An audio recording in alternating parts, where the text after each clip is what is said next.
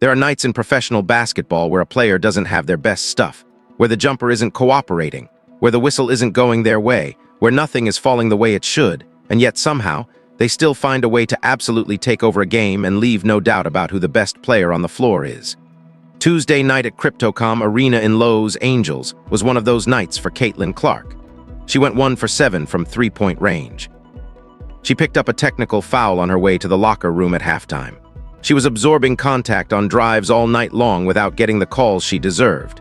And she still walked out of that building with 24 points, 9 assists, 2 steals, and a direct hand in 17 of Indiana's first 19 points of the game. The Fever won by double digits. Clark was the best player in the building. And when it was all said and done, you were left sitting there asking yourself one question that every single fan of women's basketball should be asking right now. If she can do all of that when her outside shot isn't even falling, what does this team look like when it finally comes back? That's the question. And if you're a Fever fan, if you're a WNBA fan, if you're just someone who appreciates watching elite basketball being played at the highest possible level, the answer to that question should have you completely locked in right now.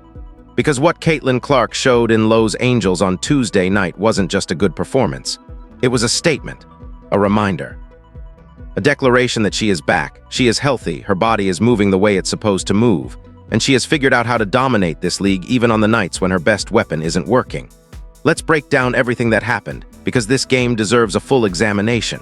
Before we get into the box score and the basketball, you have to understand what that building meant to Caitlin Clark before tip-off even happened. Los Angeles was where it all started for her. May 20. First road trip of her professional career. Caitlin Clark walked into the Sparks building as a rookie, and she didn't walk in there with her tail between her legs. She walked in there and she competed. She didn't shoot the ball especially well that night either, but she made big shots when they mattered late in the game, and Indiana walked out with a win. She remembered Klay Thompson sitting courtside. She remembered the energy of the crowd.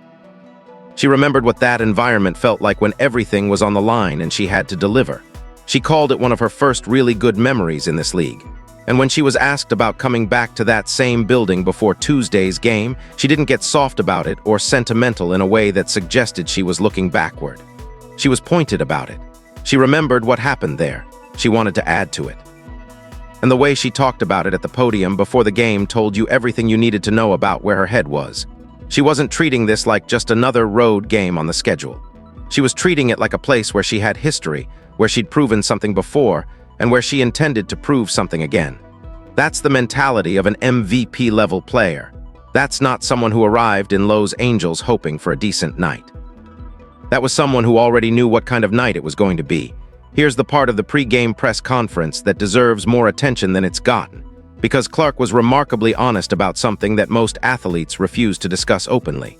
She's dealt with back tightness serious enough to keep her off the floor for extended stretches this season. Everyone knows that. But what she said about the mental side of recovering from that injury was genuinely striking. She said the hardest part of the injury, and still something she's really battling and kind of almost struggling with, is the mental hurdle of getting over everything. She said she understands her body almost too well now, in a way she wasn't in touch with before the injuries, and that understanding has made her hyper-cautious in ways she's actively working to move through.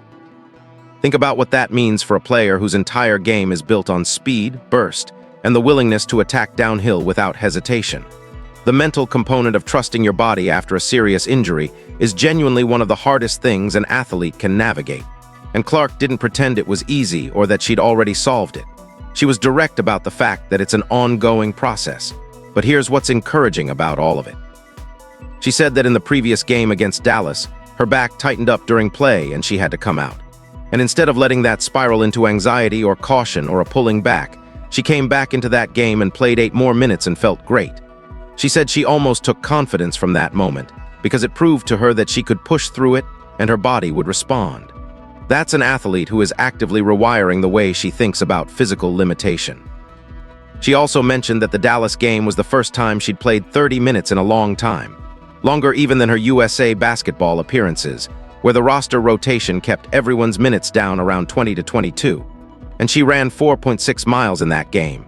Her speed and burst, by her own assessment, is back, and coach Stephanie White confirmed heading into Los Angeles that there were no minutes restrictions.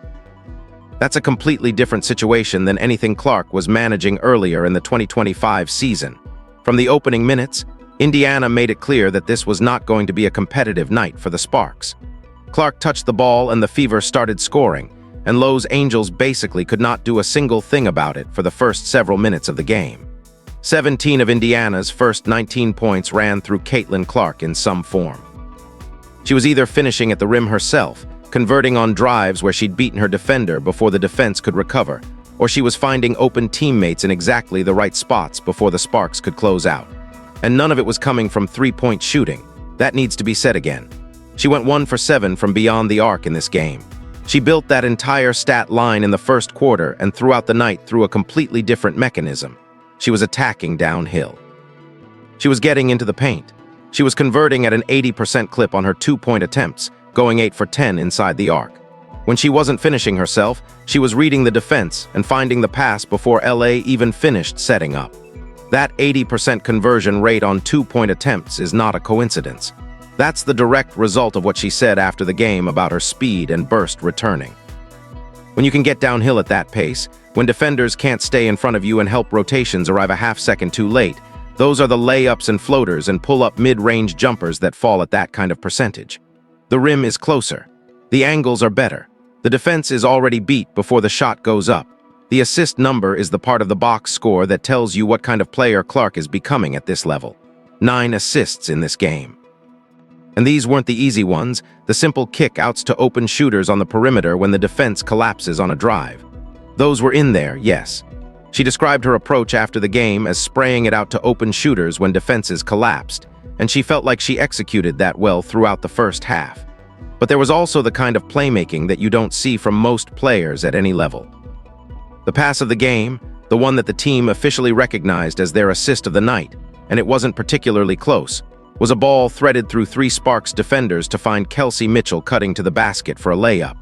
3 defenders, finding the one window in the defense that existed for maybe a half second, and delivering the pass at the exact right moment with enough velocity to get there before the window closed. That's not a pass you make on instinct alone. That's a pass you make because you've already read where everyone on the defense is moving before you've even made the decision to drive. She also connected with Sophie Cunningham for a triple when the Sparks overcommitted on Mitchell, reading the rotation before it finished and finding Cunningham in the corner with enough time to set her feet and fire. Every one of those decisions came fast and without hesitation. That's what makes the assist number mean something. It's not just quantity, it's quality and it's timing. You can't talk about this game without giving Kelsey Mitchell her full credit, because what she did in the second quarter is what truly broke the game open and made the Sparks situation hopeless. Mitchell came out aggressive from the opening minutes, knocking down 3-pointers early and forcing LA's defense to stretch out and cover ground they were not comfortable covering. And when the Sparks had to extend to stop her on the perimeter, it opened up exactly the driving lanes that Clark was attacking all night. That's not accidental.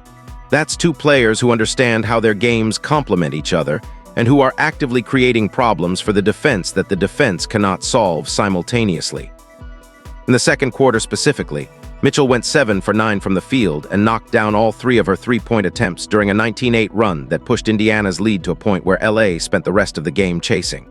She finished the first half alone with 17 points. Final line was 23 points on 9 of 17 shooting. The Sparks spent the entire game trying to solve both Mitchell and Clark at the same time, and they never solved either one. Monique Billings was playing her first regular season game in a Fever uniform, and she was doing it in her hometown of Lowe's Angels, in a building where she had personal history in front of fans who knew her name. That's a lot of layers for a debut. She delivered 9 points and 8 rebounds in 27 minutes, which is a solid box score line on its own. But the more interesting thing was the chemistry she showed with Clark, which looked less like a first game together and more like something they'd been building for months. Clark was finding Billings in spots where Billings had to trust that the ball was coming before she'd even fully set her feet. And Billings delivered every single time. One of the small things that stood out was Billings immediately handing the ball to Clark after pulling down a defensive rebound rather than trying to push the pace herself. That sounds minor. It's not. It tells you that Billings understood her role within this offense from the very first possession and was actively executing it rather than trying to do too much. That kind of basketball intelligence in game one of a new team situation is not something you can take for granted. The context also matters here. Aaliyah Boston fouled out late in the fourth quarter and was already playing on a minute's restriction coming into the game. Indiana needs front court depth they can count on when Boston isn't available. Billings answered that question directly on night one. 2 steals and 2 additional deflections that directly forced Sparks turnovers.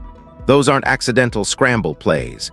Each one came at a moment when Los Angeles was trying to string something together offensively, and Clark read the passing lane, got her hand on the ball, and turned it into Indiana offense before the Sparks could get set. The defensive effort from Clark doesn't get the attention it deserves because the offensive numbers are always so large that they dominate the conversation.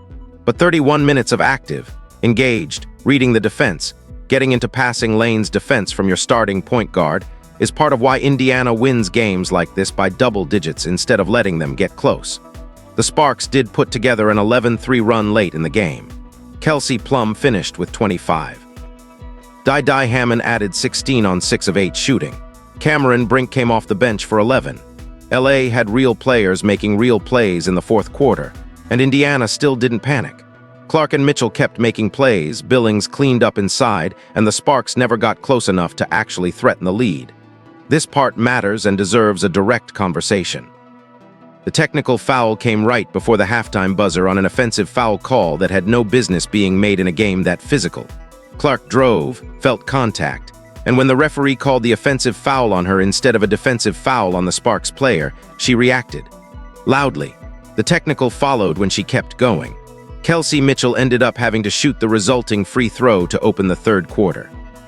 Clark didn't dodge the question after the game, but she also kept it measured and didn't turn it into a bigger issue than she wanted it to be. She acknowledged the technical. She didn't walk it back, but she also didn't let it define the narrative around the performance. Coach Stephanie White was significantly more pointed. She said the game felt a lot like last year to her, and that's not where the league wants to be. She specifically called out the WNBA's stated emphasis on freedom of movement officiating, and said directly that it was not present in Tuesday's game. She noted that a significant amount of time in the offseason is spent on committees working specifically to address the officiating situation. A coach who watches her player drive into contact all game long, absorb hits without getting calls, and then pick up a technical for reacting to an inconsistent whistle is not going to pretend that was fine. And White didn't. Clark has been navigating this specific conversation since her rookie year. Every reaction she has on the floor gets scrutinized harder than almost any other player in the league experiences. A technical on a night when she's playing some of her best basketball is genuinely frustrating. And the contact the Sparks were putting on her every time she drove into the paint warranted significantly more foul calls than it received. But she went into the locker room at halftime, came back out, played 31 total minutes, finished with 24-9, and Indiana won by double digits. Whatever frustration she was carrying, she kept it out of her performance. That's a mature player. This is the most important quote from the post-game. Clark said, "The best thing I can do for this team is play make. I can score the ball. I can make threes. But what I can do best for this team is make plays for my teammates, and I know that. That's not a player making excuses for going 1 for 7 from three-point range. That's a player who has figured out how to win without her best weapon working, who understands her own value to her team clearly enough that a bad shooting night doesn't shake her mental approach, and who is actively using every other tool in her kit to keep Indiana in control of a game." She also said her three-point shot feels great. She said it feels like it's right there. She's not worried about it. She's not forcing it. She's letting it come back on its own timeline while making sure the team wins in the meantime. That's the mindset of someone who deserves to be in the MVP conversation. Here's the thing about the MVP argument for Caitlin Clark in 2025. A Clark who needs her outside shot working to have a big night is already one of the hardest players to defend in this league. Every coaching staff in the WNBA has spent serious preparation time trying to figure out how to contain her when she's hitting threes. Because when that shot is falling, the floor opens up, and every other thing she does becomes exponentially harder to stop.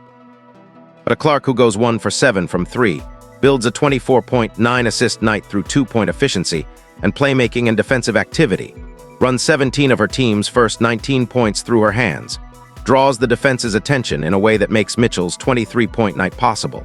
and helps a new teammate in Monique Billings look like she's been running this offense for 2 years. That version of Clark is an entirely different problem that coaching staffs haven't solved yet.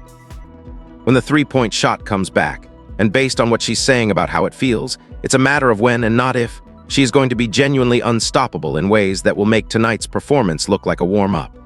Sophie Cunningham added 12 points and 7 rebounds in a role that fit perfectly within the game plan. She was the player Clark found when the Sparks overcommitted on Mitchell, hitting timely threes and cutting for layups exactly when Indiana needed them. Coach White pointed out that transition defense surrendered 11 fast break points and ball screen coverage needs refinement. So this team isn't finished building. There's still work to do, but Indiana is getting sharper.